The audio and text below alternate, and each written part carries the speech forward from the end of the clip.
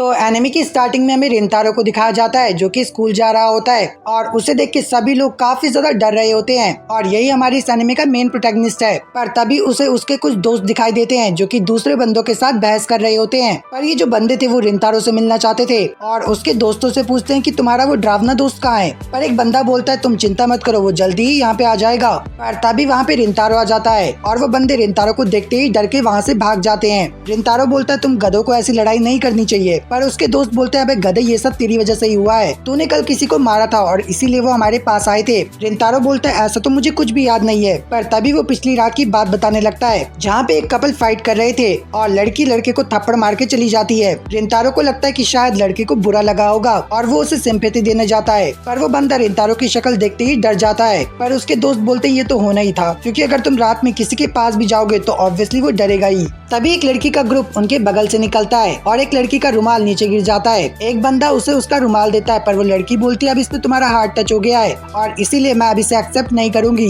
रिंतारो के दोस्त बात करने लगते हैं कि ये लोग कभी नहीं सुधरेंगे। इसके बाद वो लोग कैरियोके जाने का प्लान बनाते हैं पर रिंतारो मना कर देता है क्योंकि उसे घर जल्दी जाना था। रिंतारो घर पहुंच जाता है पर उसकी मॉम उस पर चिल्लाते हुए कहती है तुम कहाँ थे। रिंतारो बोलता है माँ स्कूल काफी ज्यादा दूर था और आज बारिश भी हो रही थी और इसी वजह से मैं लेट हो गया। रिंतारो आगे बोलता है कि माँ आपको तो पता ही है कि मैं इस काम में कितना बेकार हूँ और मेरी वजह से कोई शॉप में भी नहीं आता है। उसकी माँ बोलती है कोई बात नहीं, वैसे भी यहाँ पे सिर्फ एक ही कस्टमर है और बारिश हो रही है इसलिए ज्यादा लोग आएंगे भी नहीं, मुझे पता है कि तुम हैंडल कर लोगे। इसके बाद वो वहाँ से चली जाती है। रिंतारो बताता है कि हमारी फैमिली की एक बेकरी शॉप है और मेरे दोस्तों को भी नहीं पता है कि हमारी एक बेकरी है। तभी रिंतारो को याद आता है कि उसकी माँ ने एक कस्टमर के बारे में बताया था। वो देखता है कि उसके सामने एक लड़की बैठी होती है जिसके सामने काफी सारी स्वीट्स रखी होती है। रिंतारो सोचता है क्या ये सब इसने खाया है। वो लड़की भी रिंतारो को देखती है जिससे वो घबरा जाती है और उसके गले में केक फंस जाता है घबराने की वजह से। रिंतारो उसे पानी देता है और सोचता है कि एक मिडिल स्कूल की लड़की इतना सब कैसे खा सकती है। जिसके बाद वो लड़की रिंतारो को थैंक्स करके वहाँ से भाग जाती है।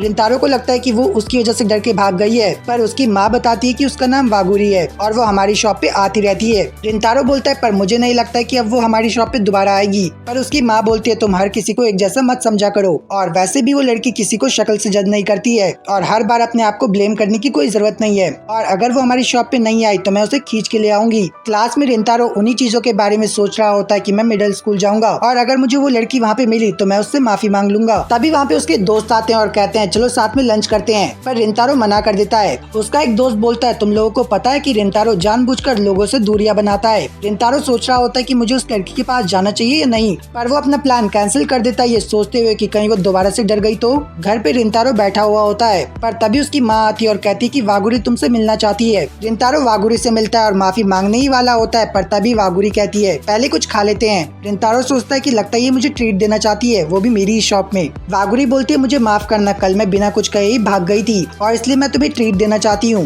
रिंतारो बोलता है तुम खा लो, वैसे भी मैं खाते ही रहता हूँ। वागुरी बोलती है मुझे काफी अजीब लग रहा है पर सच बोलूं तो तुम्हारी शॉप का केक मुझे काफी अच्छा लगता है। और वागुरी को केक खाता हुआ देख रिंतारो समझ जाता है कि ये सच कह रही है। वागुरी बोलती है कल तो तुम काफी ज्यादा सरप्राइज हो गए होंगे मेरे सामने इतने सारे केक देखकर। पर रिंतारो मना कर देता है लेकिन अंदर से वो भी जानना चाहता था। वागुरी बताती कि कल बारिश हो रही थी और इसीलिए मैंने सोचा कि एक दो केक और मंगा लिए जाए, पर इसकी वजह से मैं यहीं पे बैठी रह गई। इसके बाद दोनों ही अपने अपने नाम एक दूसरे को बताते हैं और वागुरी रिंतारो से काफी अच्छी तरीके से बात कर रही थी। रिंतारो सोच रहा होता है कि ये पहली इंसान है जो मुझसे मिलना चाहती है और मुझसे डर भी नहीं रही है। वागुरी बोलती है मैं तुम्हारी शक्ल देखकर नहीं भागी थी, ऐसा भी नहीं है कि मैं तुम्हारी शॉप पे फर्स्ट टाइम आई थी या पहली बार तुम मेरी मदद कर रहे थे और शायद तुमने मुझे कभी नोटिस भी नहीं किया होगा। रिंतारो सोचता है कि हाँ ऐसा हो सकता है। और तभी वो एक्साइटेड होते हुए पूछता है कि फिर तुम कल भाग क्यों गई थी। रिंतारो की मॉम और एक लेडी बात कर रही होती है और वो बोलती है बच्चों थोड़ा धीरे बोलो, इतनी तेज थोड़ी ना बोलते हैं। वागुरी बोलती है कि पहली बार मुझे कोई लड़का इतनी देर तक घूर रहा था और मैं शर्मा गई थी इसलिए मैं भाग गई थी। रिंतारो हैरान हो जाता है क्योंकि जब भी कोई इंसान उसे देखता है तो वो डर के भाग जाता था, पर यहाँ पे तो वागुरी शर्मा के भाग गई थी। इसके बाद दोनों के ही आई कांटेक्ट होते हैं और दोनों ही ब्लश करने लगते हैं। नेक्स्ट सीन में रात हो चुकी थी। रिंतारो बोलते है काफी रात हो गई है, मैं तुम्हें स्टेशन तक छोड़ाता हूँ। वागुरी बोलती है मुझे केक ऑर्डर करना है, जिसके बाद वो केक ऑर्डर करके आ जाती है। रिंतारो बोलता है तुम सच में चली जाओगी ना, क्योंकि काफी रात हो गई है और स्टेशन भी काफी ज्यादा दूर है। वागुरी बोलती है कोई बात नहीं, मैं चली जाऊंगी और थैंक यू मुझसे इतने अच्छे तरीके से बात करने के लिए। जिसके बाद वो वहाँ से चली जाती है। दूसरी तरफ रिंतारो अपने रूम में आकर ब्लश कर रहा होता है और सोचता है कि बचपन से ही मुझे हर कोई रिजेक्ट करते करते हुए आया है। पर तभी उसकी मॉम आती है और कहती है वागुरी अपना केक भूल गई है, तो जल्दी से उसे ये देकर आओ, वो अभी ज्यादा दूर नहीं गई होगी। इसके बाद हमें दो लड़के दिखाए जाते हैं जो कि वागुरी को परेशान कर रहे होते हैं। वो बोलते हैं तुम काफी ज्यादा क्यूट हो, तो क्यों ना मस्ती कर ली जाए। दूसरी तरफ रिंतारो वागुरी को ढूंढ रहा होता है, पर उसे वागुरी नहीं मिल रही होती है और तभी उसकी नजर उन दोनों बंदों पे जाती है और असल में ये वही बंदे होते हैं जो कि रिंतारो के दोस्तों के साथ पंगे ले रहे थे। ये दोनों वागुरी से पूछते हैं कि तुम रिंतारो के साथ क्या कर रही थी, वो तो काफी ज्यादा डरावना है, तो तुम उसकी गर्लफ्रेंड तो नहीं हो सकती हो, तुम्हें उससे दूर रहना चाहिए वरना तुम्हें भी प्रॉब्लम्स हो सकती है। रिंतारो वागुरी की हेल्प तो करना चाहता था, पर वो काफी ज्यादा डर रहा होता है क्योंकि कहीं वागुरी भी उसे उस टाइप का लड़का ना समझ ले। पर तभी वागुरी बोलते है कि तुम लोगों ने कुछ बातें सुनी और उसी से तुम उसे जज कर रहे हो। असल में जब तुम उससे बात करोगे तो तुम्हें पता चलेगा कि वो कितना अच्छा इंसान है। तुम लोग गलत हो जो कि दूसरों के बारे में ऐसी बातें बनाते हो। जिसे सुन के उन दोनों ही बंदों को काफी ज्यादा गुस्सा आ जाता है और एक बंदा उसे पंच मारने ही वाला होता है, पर तभी वहाँ पे रिंतारो आ जाता है जिससे उसे थोड़ी सी चोट लग जाती है। रिंतारो बोलता है जरा बताओगे तुम अभी क्या करने वाले थे, पर वो दोनों वहाँ से डर के भाग जाते हैं। वागुरी काफी परेशान हो जाती है और वो बोलती है मुझे माफ करना, ये सब मेरी वजह से ही हुआ है। रिंतारो बोलता है तुम्हें माफी मांगने की कोई जरूरत नहीं है, मुझे ज्यादा चोट नहीं लगी है, तुम चिंता मत करो, और वैसे भी ये मेरी पनिशमेंट के लिए काफी है। वागुरी बोलती है तो इसका मतलब तुम उसके पंच को डॉज कर सकते थे। रिंतारो बोलता हाँ, और मुझे लगा कि बाकियों की तरह तुम भी मुझे जज करोगी, पर ऐसा नहीं है, तो प्लीज मुझे माफ कर दो। वागुरी बोलते तुम्हें माफी मांगने की कोई जरूरत नहीं है। रिंतारो मन में सोच रहा होता है कि सच में ये लड़की कितनी ज्यादा अच्छी है, और वो उसके सिर को साफ करने लगती है और कहती है मुझे समझ नहीं आता है कि लोग तुमसे इतना डरते क्यों हैं, जबकि तुम सच में कितने अच्छे हो। और सॉरी मैं तुम्हें बोलना भूल गई, थैंक यू मुझे बचाने के लिए। रिंतारो सोचता है कि हर बार मैं खुद को हमेशा लोगों से पीछे धकेलता गया, पर आज मुझे काफी ज्यादा खुशी हो रही है, मैं ये बार बार सुनना चाहता हूँ। जिसके बाद वो वागुरी को स्टेशन तक छोड़ के आता है जहाँ पे वो लोग थोड़ी और बातें करते हैं। वागुरी बोलती है जब मैं अगली बार तुम्हारी शॉप पे आऊंगी तो हम साथ में केक एंजॉय करेंगे।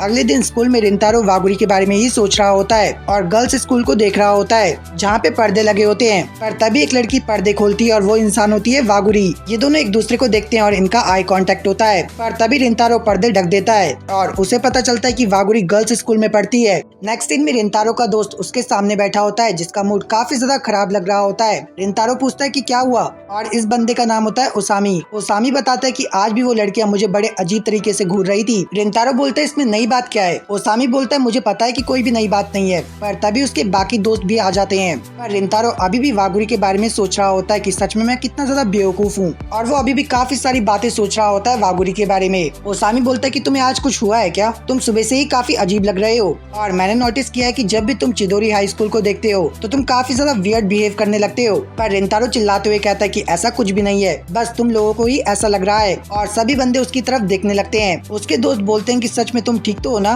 रिंतारो बोलता है हाँ मैं ठीक हूँ। अगले सीन में टीचर पढ़ा रहे होते हैं और रिंतारो अभी भी वागुरी के बारे में सोच रहा होता है कि मुझे नहीं लगता है कि वागुरी अब हमारी शॉप पे वापस आएगी। तभी ओसामी बोलता है आज तुम फ्री हो ना, तो क्यों ना घूमने चलते हैं। रिंतारो कहता है ठीक है। जिसके बाद ये लोग स्कूल से बाहर आ जाते हैं, पर तभी वो देखते हैं कि सभी बच्चे एक ही डायरेक्शन में देख रहे हैं, और जब वो लोग दिखने जाते हैं कि आखिर यहाँ पे हो क्या रहा है, और जैसे ही ये लोग देखते हैं वैसे ही रिंतारो का दिमाग काम करना बंद कर देता है क्योंकि वहाँ पे वागुरी खड़ी होती है जो कि किसी का वेट कर रही थी। जिसे देख के रिंतारो काफी ज्यादा हैरान हो जाता है और वो सोचता है कि ये यहाँ पे क्या कर रही है। पर इसके बाद ओसामी वागुरी के पास जाकर चिल्लाने लगता है कि तुम हमारे स्कूल के बाहर क्या कर रही हो, जिससे वागुरी थोड़ी सी डर जाती है, पर ओसामी और भी ज्यादा चिल्लाने लगता है। पर तभी वहाँ पे रिंतारो आ जाता है और उसे उठा के बोलता है तुम्हें गर्ल्स के साथ अच्छे से बिहेव करना चाहिए। ओसामी रोने लगता है और बोलता है मुझे माफ करना चिल्लाने के लिए। पर तभी वहाँ पे चिदोरी हाई स्कूल की गर्ल्स आ जाती है और वागुरी को वहाँ से लेकर जाने लगती है। ओसामी बोलता है तुम्हें इस तरीके से बिहेव नहीं करना चाहिए, पहले माफी मांगो। पर वो लड़कियाँ ओसामी को धक्का देके वहाँ से साइड कर देती है। रिंतारो वागुरी को देख रहा होता है और वहीं पे वागुरी भी रिंतारो को देख रही होती है। जिसके बाद वो लोग घर जाने लगते हैं और ओसामी को काफी ज्यादा गुस्सा आ रहा होता है। पर रिंतारो सोच रहा होता है कि आखिरकार वागुरी वहाँ पे क्या कर रही थी, क्या वो मेरा इंतजार कर रही थी, पर नहीं, वो मेरा इंतजार क्यों करेगी।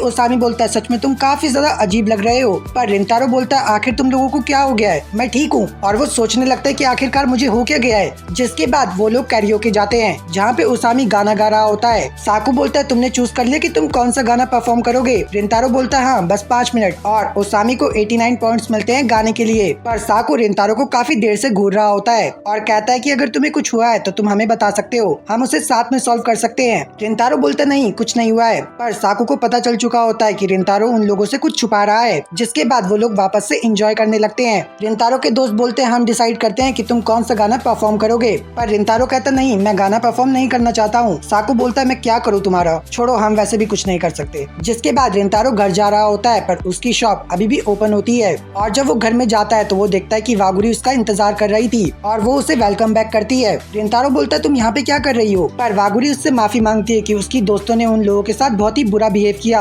रिंतारो बोलता नहीं, तुम्हें माफी मांगने की कोई जरूरत नहीं है। पर तभी रिंतारो की मॉम वहाँ पे आती है और कहती है जरा बताओगे तुम कहाँ थे और तुम्हें आने में इतनी देर क्यों हो गई, तुम्हें पता भी है कि वागुरी तुम्हारा कब से वेट कर रही थी। और तभी वागुरी के पेट से आवाज आने लगती है, जिससे रिंतारो की मॉम और रिंतारो काफी हंसने लगते हैं। वागुरी बोलती है तुम तो मत हंसो। रिंतारो बोलता है प्लीज मुझे माफ करना, तो क्यों ना साथ में केक खाएं। नेक्स्ट सीन में वागुरी केक खा रही होती है और रिंतारो सोच रहा होता है कि ये कितनी ज्यादा क्यूट है और सच में यहाँ पे वागुरी काफी ज्यादा क्यूट लग रही होती है। तभी वागुरी बोलती है क्या तुम्हारा वो दोस्त ठीक है। रिंतारो बोलता हाँ वो तो हमेशा ही बढ़िया रहता है। और वैसे तुम गेट पे क्या कर रही थी। वागुरी बोलती अच्छा वहाँ पे, वो तो मैं तुम्हारा इंतजार कर रही थी। जिसे सुन के रिंतारो के होश उठ जाते हैं और वो काफी ब्लश करने लगता है।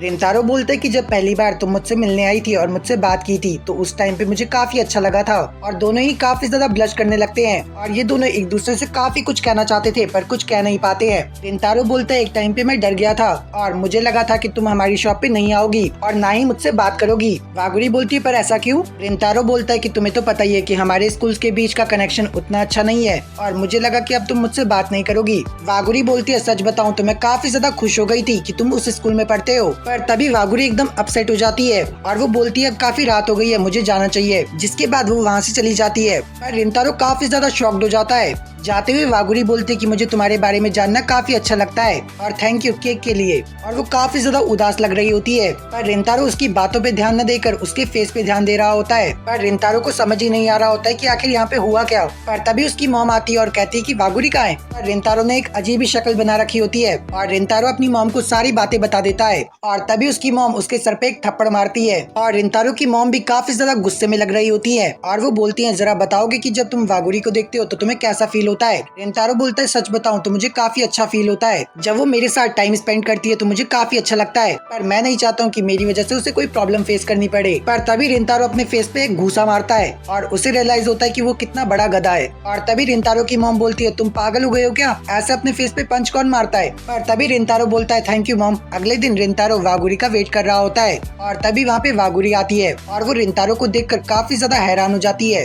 वागुरी बोलती है तुम्हारे फेस को क्या हुआ। पर रिंतारो कोई भी जवाब नहीं देता और वो बोलता है मुझे माफ करना तुम्हें हर्ट करने के लिए। वागुरी बोलती है तुम्हें माफी मांगने की कोई जरूरत नहीं है, मुझे माफी मांगनी चाहिए। और इसके बाद वो नीचे बैठ जाती है और वो बोलती है कि मुझे माफ करना, मैं ऐसे ही बिना कुछ कहे चली गई। मुझे पता है कि इस बारे में तुमने काफी कुछ सोचा होगा। रिंतारो बोलता है जब तुम मुझसे मिली थी तो मुझे काफी अच्छा लगा था और जब तुमने मेरे साथ और भी टाइम स्पेंड किया तो मुझे और भी ज्यादा अच्छा लगा था। जिसे सुन के वागुरी काफी ज्यादा खुश हो जाती है और तभी वो खड़ी हो जाती है और अपना नाम बताती है। रिंतारो बोलता है मुझे पता है। वागुरी बोलती है तुम्हारा नाम रिंतारो है और मैं तुम्हारे बारे में काफी कुछ जानना चाहती हूँ। जिसके बाद नेक्स्ट सीन में रिंतारो अपने स्कूल में आ जाता है और वो देखता है कि वागुरी कर्टेन हटा रही होती है अपने स्कूल के और वागुरी रिंतारो को देखते ही काफी ज्यादा खुश हो जाती है और एक बहुत ही प्यारी स्माइल देती है